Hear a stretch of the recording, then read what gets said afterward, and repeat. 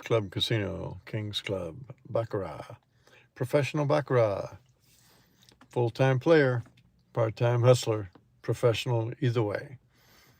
That's what we're doing here. We're narrowing it down. We got guys playing all over America right now, and and making money, and I'm playing here, and so we're going to show you another way that we're doing it tonight, and we'll see how this one turns out. We'll get some of the kingdom in here. This is a beautiful Indian summer night out here in the Midwest. Probably is nice for you wherever you are. Hope the temperatures are starting to cool off and give you that feeling like it's October baseball and all kinds of good things are happening.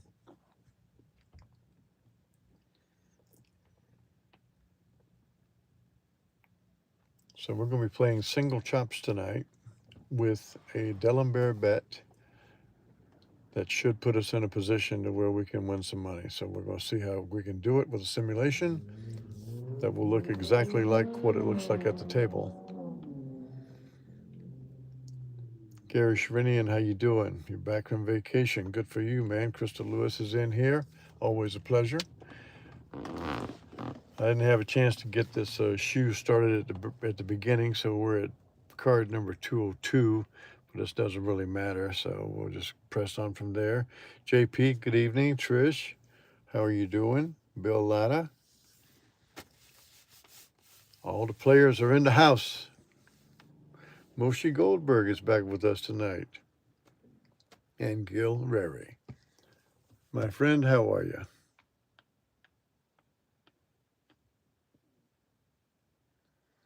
So even like halfway through this shoe, we're going to go ahead and do this and just see what it looks like. As I say, this is kind of instructive purpose because there's all kinds of things, ways you can do this. But I'm going to ask a question of the general kingdom, and I want to get one volunteer to allow me to interview them real quickly. I'll wait till we get at least 20 of them in the house. Let's get 20 in the house. And I get to tell you about the big mountain man of Iowa. The big mountain man of Iowa. Iowa may not be the mountains, but Corey Jensen is one big dude. And Corey Jensen's been in the kingdom for some time now, and part of all the things we're doing. And today he made his first venture into the casino. It was one of the casinos up in Wisconsin where he's playing, and he has won money 3 straight sessions. So congratulations to him. Always be mindful, it's still a casino, so it's dangerous. You can't find a more dangerous place on earth than a casino. They are set there to beat you, and you are going to have to do things really, really well, just the way we show it. You can't ever get loosey-goosey on it because you get loose with things, you lose track of things, you play too long, some bad things can happen. We don't want to lose money to a casino ever. So, Frank St. Alban, how are you? And Brian Brown, good evening to you two gentlemen. Nice to have you here. We have 30 in the house. I want someone who fancies themselves as a pretty doggone good blackjack player to tell me that you'd like me to ask you a couple of questions about blackjack. Because I had a little bit of a dust up with some so called professional blackjack players today that they thought that I had tipped the scales in how we did the online discussion. And of course, I hadn't tipped any scales. I was just being straightforward about it. So let's have someone volunteer to say you know how to play blackjack and you're a pretty good blackjack player. And then let me just ask you a couple of questions about blackjack. See if I can get a volunteer out of here. I'm not going to trap you. I'm not going to be mean. It's just some just some generalized questions for consumption of the kingdom on the game of blackjack. No volunteers. None of you guys are blackjack players. I need a dead doggone KB Cali. I think he's playing baccarat somewhere, but he's always talking about blackjack, so I could have asked him some questions. Michael Steinfeld, how you doing, buddy? So I'm gonna hang in there, see can I get a volunteer for a couple of questions about blackjack. It's not going to be embarrassing or anything like that. I never would do that to anybody. Okay, so Gil Rary, you want to be my blackjack interviewer? I, I'd like to do an interview with you if Gil Rary is saying he'd like me to ask him a couple of questions. Okay, thanks. We have a volunteer. Gil, do you know what the advertised, and I say advertised, the advertised edge of blackjack is in a casino? Do you have any idea of what it is said to be? What is the house edge of blackjack? Because it's reported that blackjack is one of the lowest house edges in the casino. It's very popular, JP, and I've got plenty of reasons why it's popular, but I find it to be interesting that you could have a game where everybody at the table plays basic strategy, and yet everybody at the table thinks they're smarter than the house, and it's interesting. Okay, Gil and Chuck, 2%. 2% is the advertised edge the house has in blackjack. But did you know that the 2% is actually a little bit rigged? The 2% edge is based on made hands. The 2% is based on if the dealer has a hand and the player has a hand, the house has a 2% edge based on them taking cards last. But the 2% edge does not factor in on all the times that the player busts before the hand is made. So the 2% is actually not an accurate representation. It's probably more like 7 or 8%. But beyond that, I would ask you then, Gil, this question, and Gil and Chuck. Ordinarily, in a session of blackjack, a really good player could expect to lose how many hands in a row? If he catches a bad streak, how many hands in a row could a really good player expect to lose? Do you have any idea? You can take a wild guess. It'd be all right. Because I asked today, and the two guys said, well, 3, maybe 4 hands in a row I could possibly lose. Okay, Gil said 5 to 6. Okay. I'm going to tell you that it's actually common to lose 7 hands in a row in blackjack. It's actually very common. And some of those 7 hands are sometimes double down bets that you lose them all. So it's a very, very tough game to actually win. You could lose up to 8. If you lose up to 8 hands in a row, how in the world do you make money at the game? How do you recover from there? You guys have seen us playing baccarat, pretty much 50-50 game, and even if we lose 5 or 6 bets in a row, it's a staggering time to try to get it back. And the only way you get it back is with leveling bets up and down and hitting a few in a row. That's how you do it. But I watch guys play blackjack pretty much flat betting and lose 7 in a row, and I'm just looking at them saying, okay, where do you go from here? I don't know where you go from here. And so for the guys that said that the most they ever lost was 3 or 4 in a row, my answer to them is this. I said, okay, if that's true, you can win at blackjack for the rest of your life. And that's what the two of them looked and said, well, no, you can't win it the rest of your life. I said, no, if you only going to lose 3 or 4 hands in a row at the worst case basis, you can just martingale the thing and you will never lose. You can martingale 4 times and win on the 5th, and you're up a unit. And you can leave because your unit is enough if you actually only have a worst case basis. Shut up and you're supposed to say shut up and sing or shut up and dance. But anyway, the blackjack is a fascinating thing because so many people love the game, and I get the attraction. But it's a very difficult game to win because you very often can lose 7 hands in a row, and there's just no way back from that.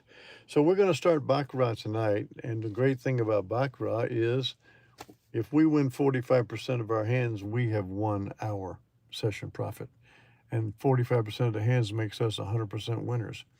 So tonight we will play for a $100 session, and we're going to play single chop only. Now I would prefer to start with a new shoe, but with this shoe we're at card 202, and I'm just going to go ahead and start here because I don't want to mess around and take all this time up to reshuffle. So we have got here, that's what it looks like so far. And if we're playing single chops, well, you guys know we lose that hand right there, but then we win 1, 2, 3 in a row. And all we need to do is win one, and we're up our session profit, and we can leave. One of the beauties about our algorithm is one win is enough, and that's how you get it done. Corey Jensen is up there at a casino, Joseph Gurecki, that's called Boku Roko or something like that. But he's had 3 winning sessions, is up about $1,000 right now. Joseph Gurecki is out of jail. He was pinned in jail earlier today. I think you were in Mesquite, Nevada somewhere. All right. So these are wins. That's a win. That's a win. That's a win. That's a win. All the singles are wins. So these are chops. So we're going to begin our bet with $100 on player, trying to chop this single banker that's there, and we'll adjust from there. Just trying to win a couple of sessions tonight, because I wanted to start talking about blackjack, but it looked like I got one person bored already because of some people that they play blackjack and they get very, very proprietary about it. But we're going to put $100 on the player right now, playing baccarat, professional play. Let's see what happens with this player bet. Okay, so we're going to track this. This is a loss. We're playing only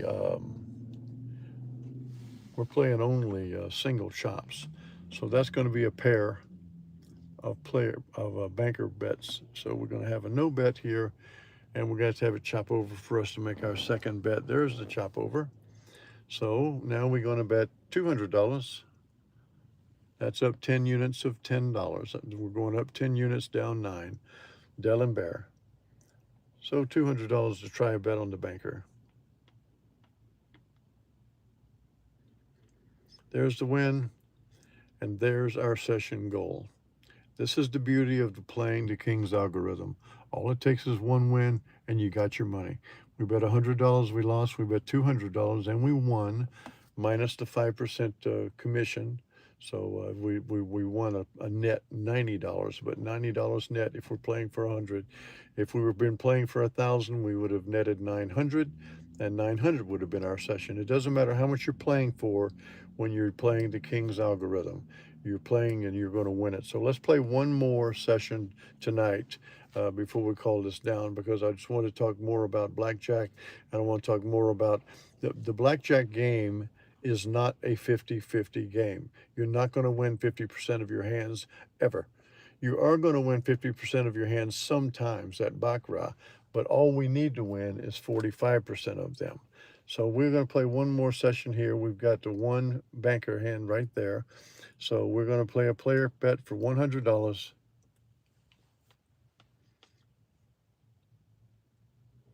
And with that loss, that should be a pair of bankers. So we're going to have to get another chop here for a $200 try to see what we can do here. Banker streaking.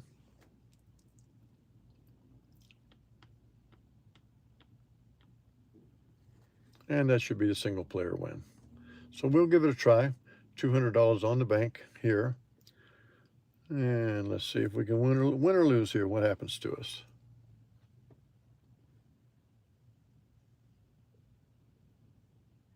There's the win. There's 2 sessions. There's $180 in just a few minutes. And like I'm saying, you could have been playing for $10 session wins. You could have been playing for $1,000 session wins. It doesn't matter. It's just a different denomination of money. This is the King's Club Casino. This is professional baccarat. We're showing we know how to play the single chop. The beauty of playing the single chop is you can only lose one bet and come back with a new D'Alembert. If you're playing single chop pair, you have a possibility of losing 2 bets in a row. And you'd have a possibility of losing another 2 bets. So now you're down 4 bets.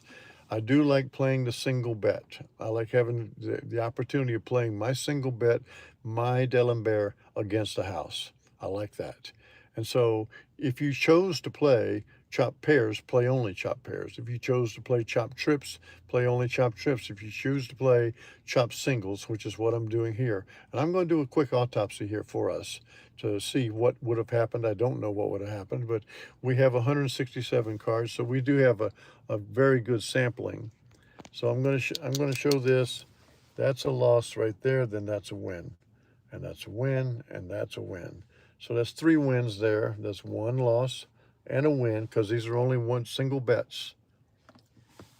That's the win after losing. It doesn't matter how many are here. We only lost that one, and we don't play anymore. Then after that chop, we go to chop again, but we lost.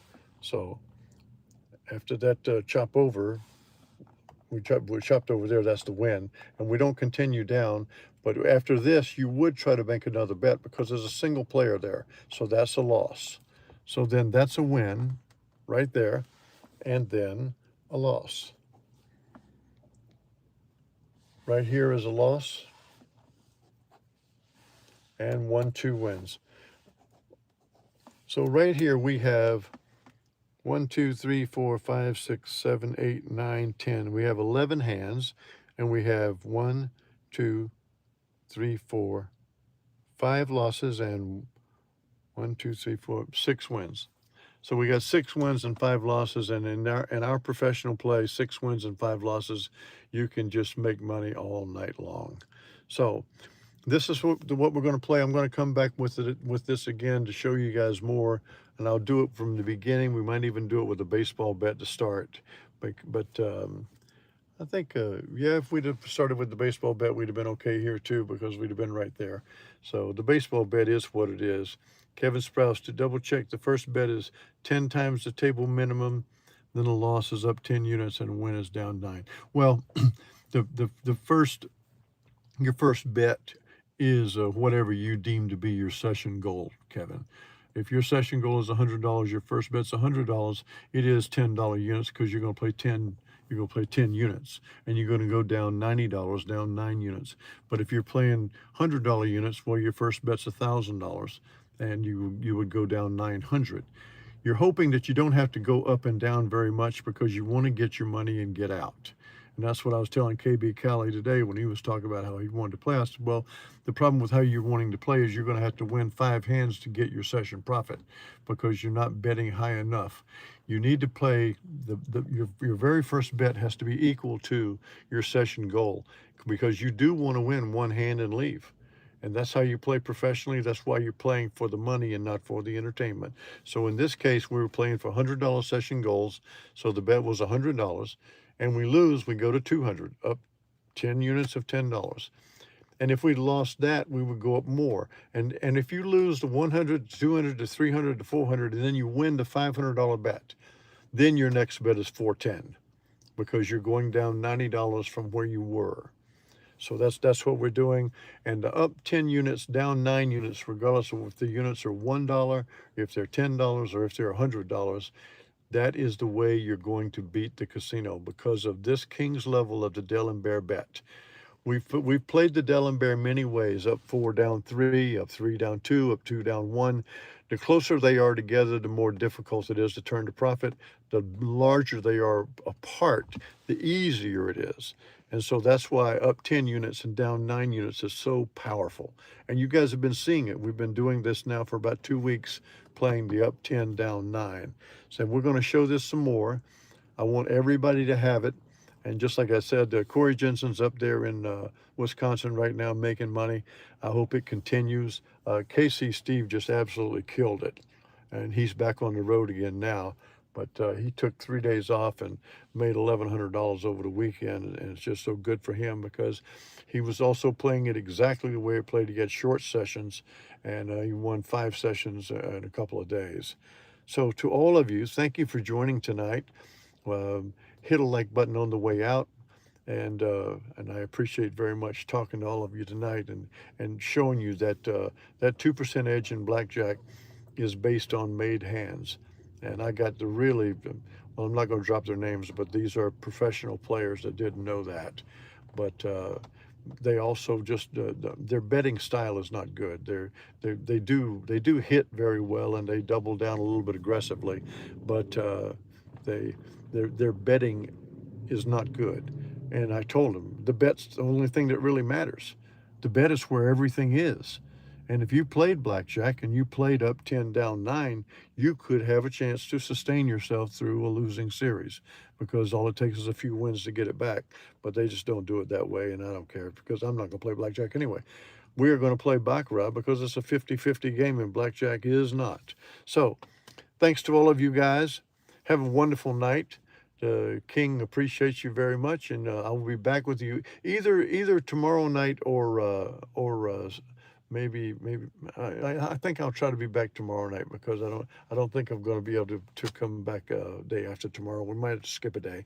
I've had to skip a day a couple of times this week, so might have to skip a day again. But I'm going to try to get back with you again tomorrow night, because I do want to show this one more time. So thank you to all of you. Hit a like on the way out, and I will be talking to you again really soon. This is the King. Good night.